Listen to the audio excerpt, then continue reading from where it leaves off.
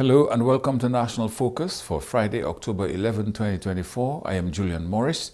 In the headlines, government signs 7 contracts for road interventions valued at over $5 million.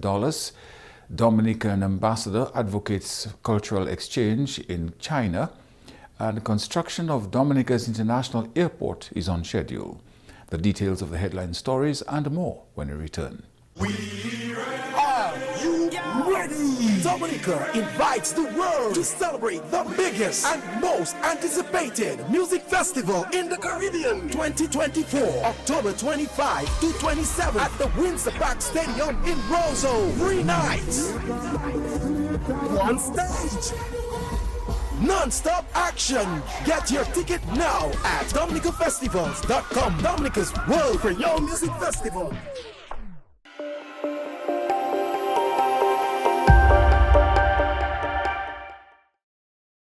Welcome back. Today marks a significant day in Dominica's efforts to build back better. Government signed 7 contracts today valued at $5,809,362. 6 of those contracts pertain to road repairs and road rehabilitation works, with one of them making provision for the Coliho River Defense Wall. This project will cost $900,000. Dominicans, the opposition elements do not like us to mention the words Hurricane Maria and Tropical Storm Erica. They want us to remain quiet about the destruction of our public infrastructure, which has gone on over the last 5 to 10 years. These severe weather conditions have never been experienced before. But 7 years later, we continue to undertake restoration and repair work to our road network, which has become vulnerable to these adverse climate conditions. Prime Minister the Honorable Roosevelt Skerrit says government's fiscal discipline has made it possible to fund these infrastructure projects. And we started during COVID time. Tell you how fiscally disciplined this government is and how responsible this government is. We started in COVID time, saving every month. We established a vulnerability reduction, risk reduction fund. And as difficult as things are globally, including Dominica, we have since 2022 saved $500,000 every month into that fund. And that's where we're taking this money now to do this. And there'll be many other interventions that we'll be doing as the weeks go by.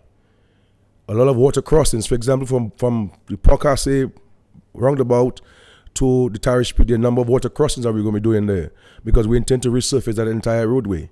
But before you resurface the roadway, all of those water crossings must be replaced. And that's where you local contractors will come back in to do those for us.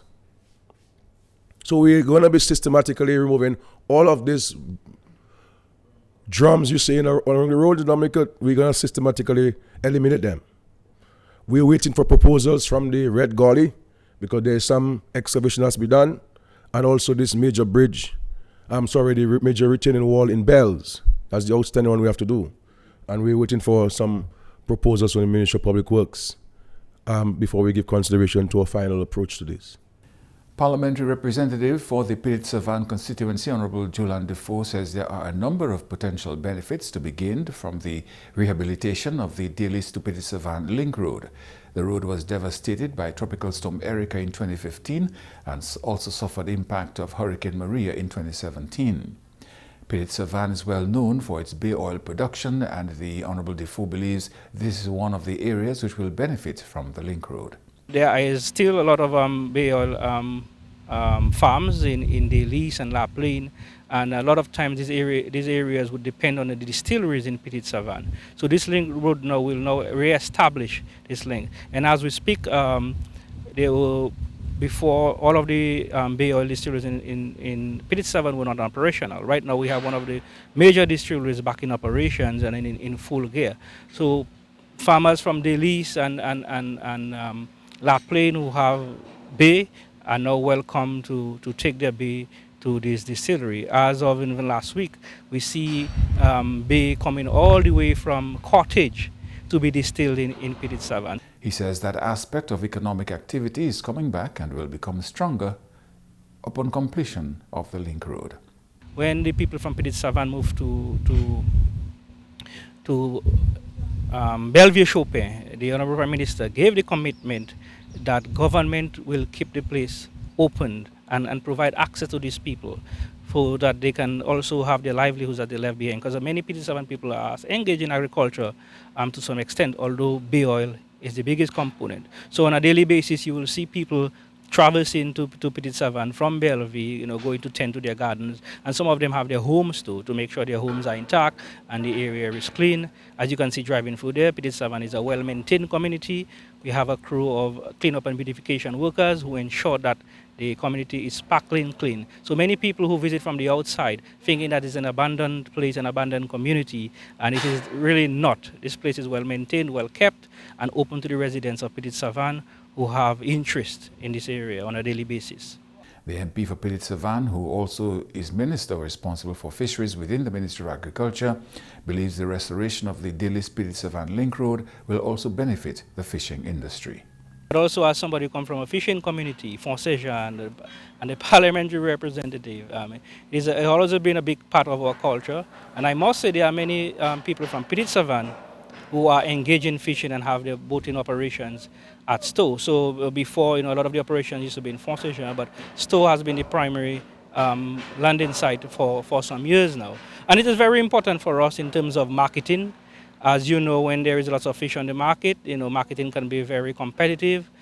So Daly's, La Plaine, Grand Fond is always a well-known area for sales of fish. So by establishing this link road, it will create a shorter route for the fishers of the south to have the market access to Daly's, La Plaine, and Grand Fond. And not only that, it provides an opportunity for the people in this area to have access to a high-quality protein and fish. Because if you visit these communities, many times they tell me, Rep, I cannot wait for the link road, not for them to pass through, but for the fish to come through to meet them. So that in itself, again, is another major boost for another sector within the South, which is the fisheries sector.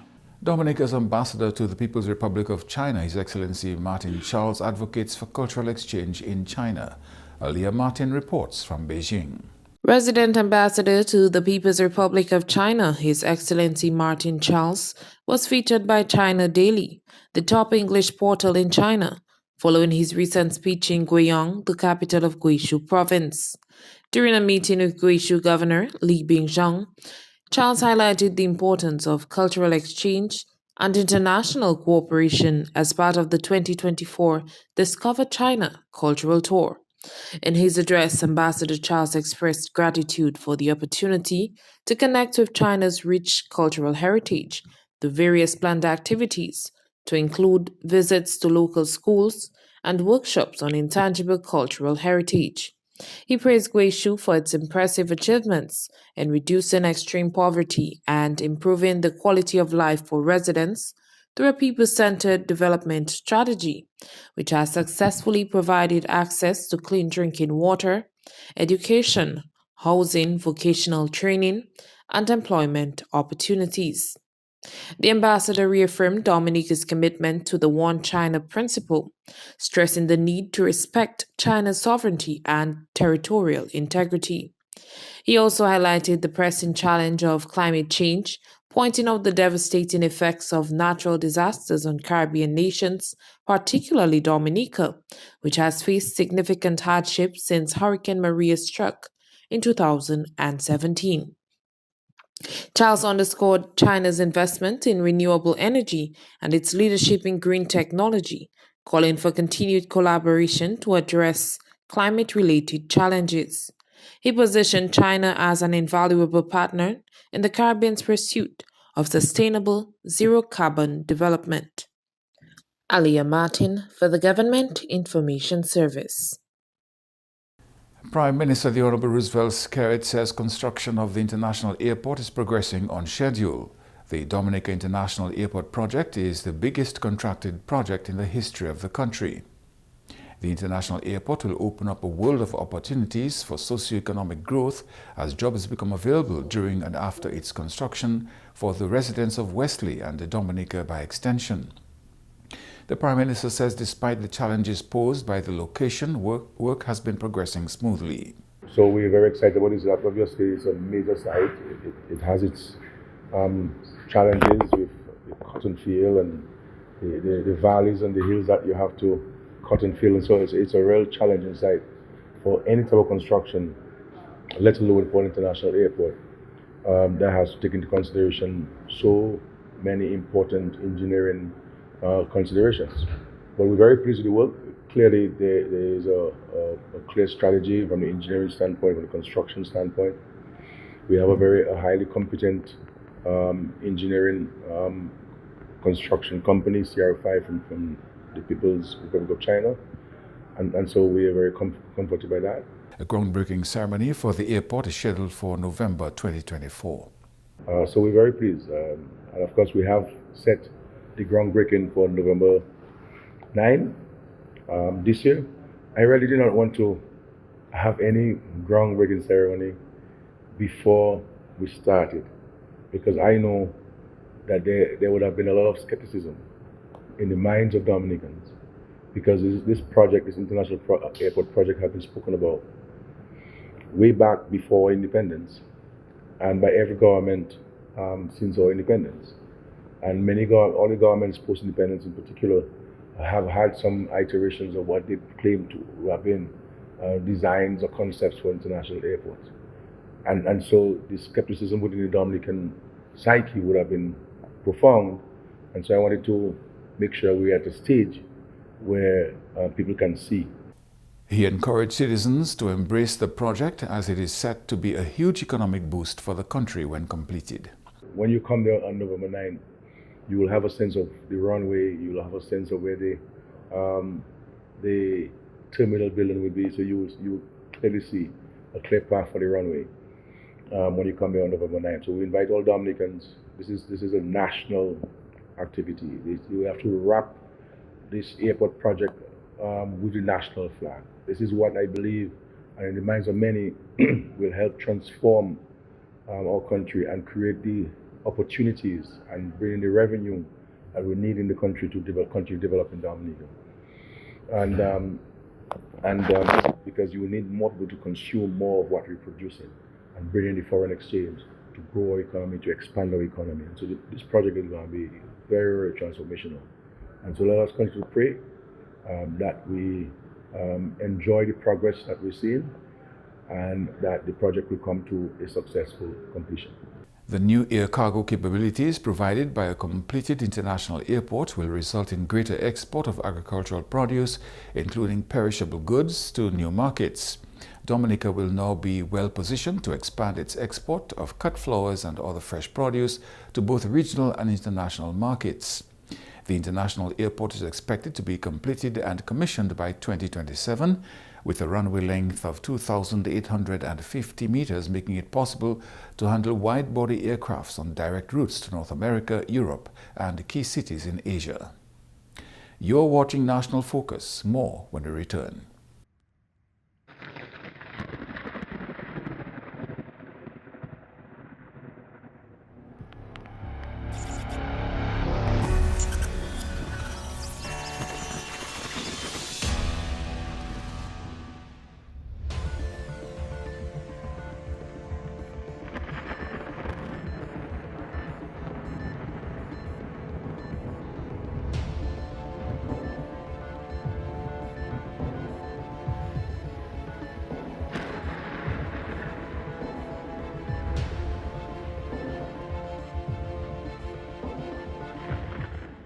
Welcome back.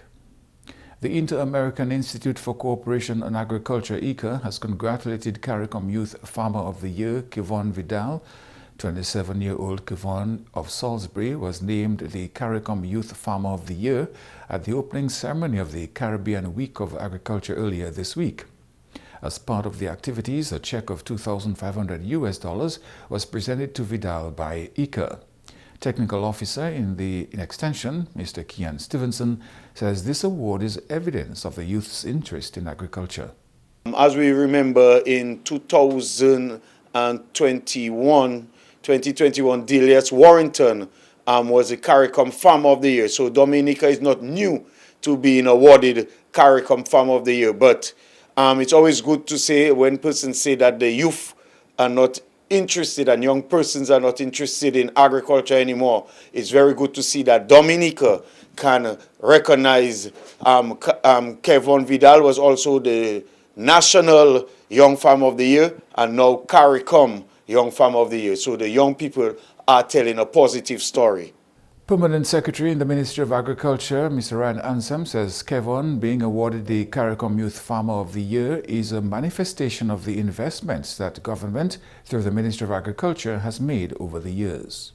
We in the ministry, we have a deliberate program to attract and to engage young people. And due to our efforts, Mr. Vidal has been participating in most of our programs, and today we celebrate his achievement. And moving forward, the ministry will play a greater role in bringing young people to the table, to have young people participating in policy, in the strategic direction. As you know, the ministry has that overarching mandate to contribute $700 million to the gross domestic product of Dominica. And youth such as Kevon will play a pivotal role in achieving this mandate. Technical specialist for ICA, Mr. Anthony Cyril, says ICA is pleased to celebrate Kevon on his achievements. He says the award is an indication of his hard work and dedication. Well, I think you're an inspiration for youth around the region to indicate that agriculture is a career that can be fulfilling and rewarding, and they can create a life from it. Secondly, you are, without a doubt, you represent the future generations of agriculture, those who will use sustainable practices and incorporate modern technologies going forward. And most importantly, I think maybe you don't even know that, but you are now an advocate for food security, utilizing your strengths in building community, conserving and building community, and looking at using techniques where you can build community and increase agricultural resilience going forward. Meanwhile, CARICOM Youth Farmer of the Year, Kevon Vidal, is thankful for all those who have supported him. I'd just like to say a pleasant thank you, a special thank you to the Ministry of Agriculture, ICA, and all those in support of me. So I just would like to say today, thank you, a heartfelt thank you. And to ICA, that will be, a big step, a big push to enhance production. So I want to just say thank you. Students from a number of schools here have been recognized officially for their continued interest in and dedication and commitment to the OECS Recycle project. In March 2024, Solid Waste Management Corporation launched the school's Zero Waste project. Participating schools in the Zero Waste initiative include Arthur Waldron Secondary, Portsmouth Secondary, St. Mary's Academy, Mahu Primary School, St. Martin Primary School, Convent Preparatory School, the Kulibistri Primary School, and Granby Primary School. The Dominica Solid Waste Management Corporation has been seeking to foster corporate social responsibility and collective consciousness as regards proper waste disposal and recycling. If you note what has happened, it is basically a merger of our corporate social responsibility for all the stakeholders who have engaged in this process, and the collective consciousness that waste management is not just an activity of DSWMC, but every stakeholder within the Dominica landscape. And this has been evident for the journey thus far. To schools who participated and those who did not, launch of Phase 2 is your way of contributing and participating. Knowing the impacts of plastic on our marine space, the Minister articulated, and some of our speakers, in terms of the detrimental effects of plastic. So we don't want to stand there and say, well, we have done a good work, but we want to continue the process. Gregory Shillingford is chairman of the board at the Solid Waste Management Corporation. This activity of waste separation at the school level is part of one of the essential areas of focus for the corporation as it relates to managing the waste collection system on the island of Dominica. The corporation proposes to engage in a robust stakeholder engagement through meetings with parliamentary representatives, city and village council leaders, civil organizations, and the commercial sector representatives, in order to promote waste as a resource that can be separated at source, collected by category, and processed at the corporation's waste facility into new products for the benefit of the organization and the country. He says waste is a resource and such materials can be used repeatedly, thereby reducing and promoting a zero-waste culture in the Nature Island. Through this school's project, we have learned a lot and have collected more than 225,000 plastic bottles within 3 months. The Board of Directors commends the effort of all the schools and their sponsors in leading the charge in demonstrating that we can close the gap on plastic pollution and transform the waste management system at our homes, in our neighborhoods, in our schools, in all businesses, and in this beautiful country of ours. The objective of the project was to strengthen and demonstrate waste separation at source within the primary and secondary schools. You realize by you dealing in a very responsible way with that waste separation and collection, you are taking very practical measures and means of ensuring that we have a healthier environment. And what do I mean by a healthier environment? You realize that Mr. Shillingford said almost 250,000. I don't want to say 225. That sounded a little insignificant. But if I tell you 250,000, you will say, wow. And that is just in 3 months period. Eh? So you do the arithmetic and you realize on a yearly basis the amount of bottles that could find its way within our drainage system. And of course, if it's within the drainage system, it's either somebody will come and pick it up, take it to the landfill, or it will find its way into the marine environment. The Minister for the Environment says the issue of bottled water is creating a problem which needs to be addressed. We all have a collective responsibility to ensure that we protect our trust assets. And in Dominica, we have, yes, the 11 different brands on sale in our supermarkets. And what we realize also, friends, comrades, this accounts for millions of single plastic bottles imported to be distributed across the island. And I just had this recent experience driving up to the Calago space from work. Just driving up, there was a vehicle in front, and plastic bottles were tossed out.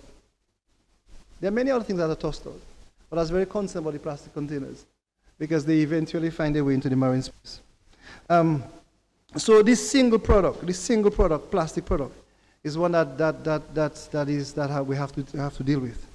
And if you realize when we speak about and all of the assessment and all the conversation about our project, you realize that what we really want to do is to encourage people to separate garbage at the source.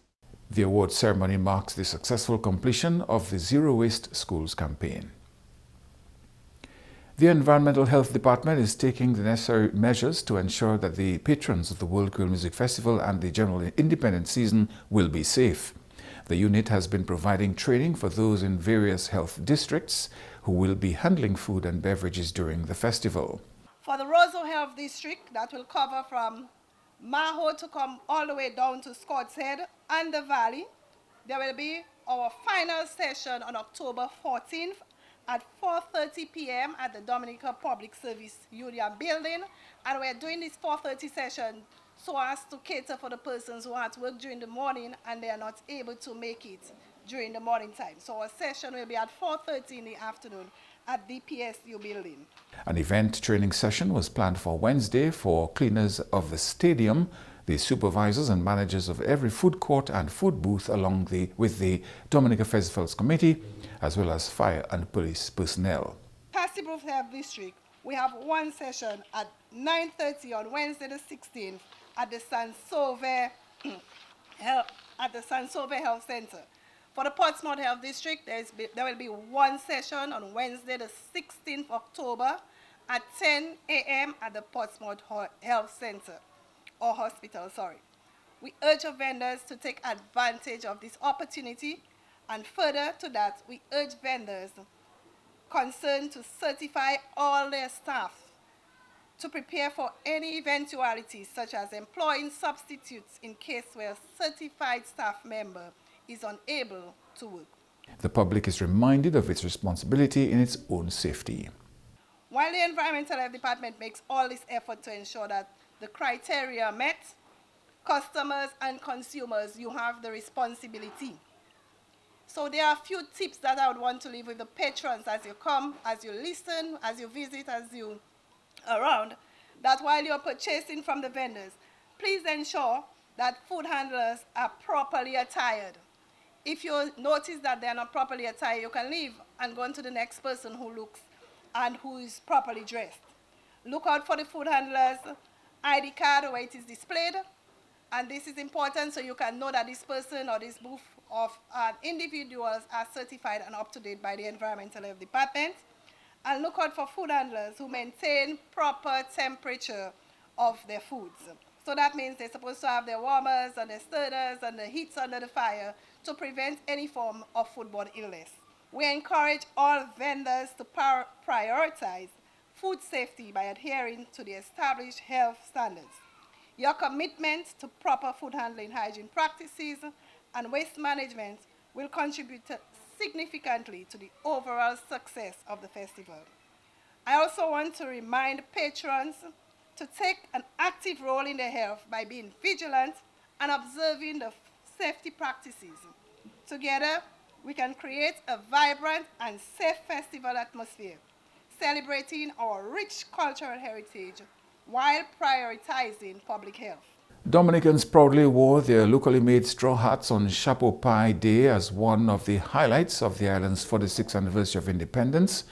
Junior Chapeau Pie was celebrated in schools, at the workplace, and during many other social and official activities. The yearly event is meant to display this aspect of Dominica's unique Kalinago and African culture and to bring attention to the need for its preservation. The Chapeau Pie is a symbol of resilience for Dominica as a developing nation. Coming up next, the Creole News Highlights with Geno Jacob.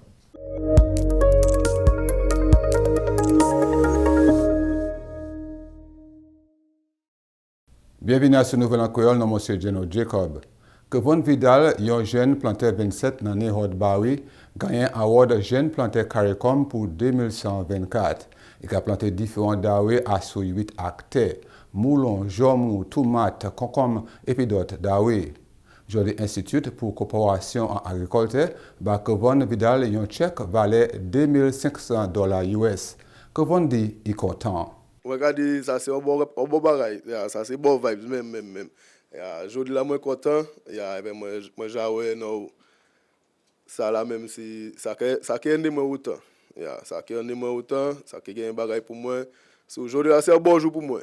Jodi là moi content. Que vous aimez agriculture autant?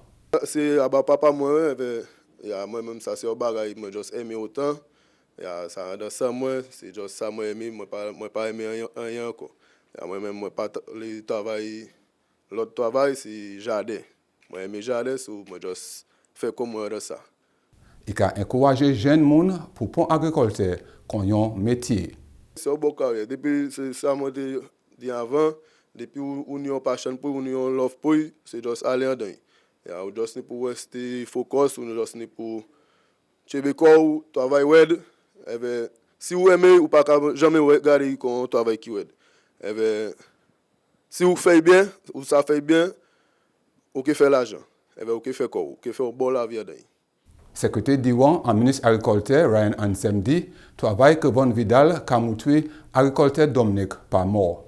Ça qu'a dit en Dominique, c'est agriculteur nous pas mort, c'est un agriculteur là nous qu'a garder, là nous ça ba moun manger, là nous ça faire l'argent agriculture. Kevon a démontré et jeune moun ça fait l'argent agriculture. Quand il dit nous en agriculture pour faire l'argent, programme ministre agriculture c'est pour mener jeune moun parce que ça nous ouais c'est planter avant yo ka venir vieux et nous avons deliberate programme pour mener jeune moun à agriculture et ça ka aider nous avancer agriculture et nous bien contents pour Kevin parce que ça il a fait agriculture pas seulement planter mais il a planté ça quoi qui est en anglais il a mettre technology and innovation il a fait encore en anglais soil et water management. Ministre Agriculture ka oui merci Aïka. Nous les oui merci Aïka pour toutes ces NDA et Jaba Kevin avec d'autres monde à Dominica avec ça nous les jeunes monde c'est travailler avec le ministre de l'Agriculture parce que il a l'argent pour faire un agriculture. So nous les dit merci avec nous les dit aussi ministre de l'Agriculture Roland Roy est bien content aussi pour travailler avec les jeunes monde avec programme là nous c'est pour nous faire agriculture contribuer plus pour cross domestic product à Dominica. Représentatif Parlement Constituency Tissavan, Honorable Julan Difodi, réhabilitation chemin délice pour Tissavan qui bénéficie production l'huile boisden. Cyclone Erika dévasté chemin Sala en 2015 et puis Cyclone Maria en 2017. Village Tissavan qui a produit l'huile boisden. Chemin qui a bénéficié Maouin aussi. Premier ministre Dominica Honorable Roosevelt Skerrit plaisir et puis progrès basse avion international Dominica Pont. Ça c'est plus gros projet en histoire Dominique. Résident Wesley et puis autant dominicains qui travaillent à ce projet ça là. Malgré challenge construction basse avion international là qui allait bien. Basse avion qui développé commerce et puis économie Dominique. Ça c'est tout à ce nouvel en créole. Changer qui nous en temps cyclone toujours. Couper et puis débrancher pied bois qui puis caillou. Déboucher toute dalle aussi.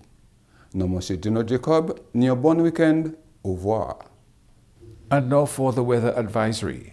A ridge pattern is expected to continue to be the dominant feature across the area during the period. Additionally, a plume of Saharan dust is expected to maintain a relatively dry atmosphere. An increase in Saharan dust expected during the weekend is expected to result in a decrease in air quality and visibility. People with respiratory sensitivities are advised to take the necessary precautions to avoid complications. Northeasterly swells are expected to persist along the eastern coastline during the next 24 hours. Slight to moderate seas with swells reaching up to 7 feet are expected. Small craft operators and seabathers along the northern through eastern coast should exercise caution due to onshore breaking wave action. Today's hurricane tip: learn community evacuation routes. And that's all for this edition of National Focus. Be sure to follow GIS Dominica on Facebook, YouTube, and on Twitter. You can also drop us an email at gis@dominica.gov.dm. From all of us here on the GIS News Production team, I am Julian Morris. Thanks for watching.